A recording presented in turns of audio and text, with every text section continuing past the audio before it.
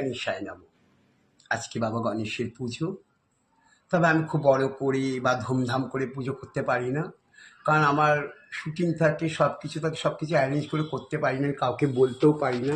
তাই নিজের ভক্তি, নিজের কাছে যেটুকুনি পারি বাবাকে নিয়ে এসে পুজো করি। এটা আমার 8 বছর, তাই তো। তাই এবার আমি আমার দেখাই বা আমার সিংহাসনে বাবা, শুধু বাবা গনু নেই, অনেক ঠাকুর আছে। দেখো আমি পুজো করেছি,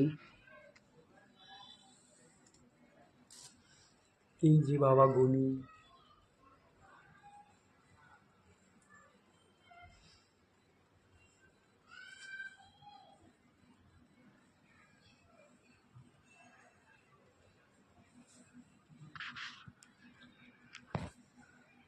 মাঝে মাঝে খারাপও লাগে, বলতে পারি না কাউকে, আসলে সেইভাবে আমি তো অ্যারেঞ্জ করে করতে পারি না, এটাই তো প্রবলেম। তবে নেক্সট বার যেটা আমার 10 বছর হবে, আমার যখন 10 বছর হবে পুজো, তখন আমি বড় করে করার ইচ্ছা আছে।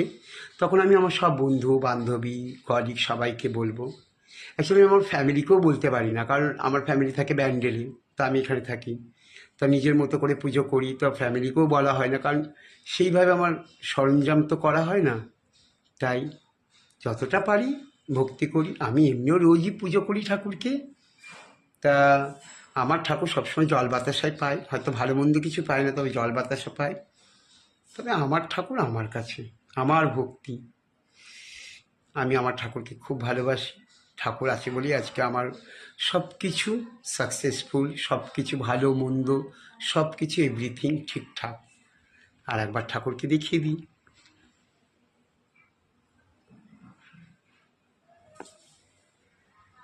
আমার ঘরে এমন কোনো ঠাকুর নেই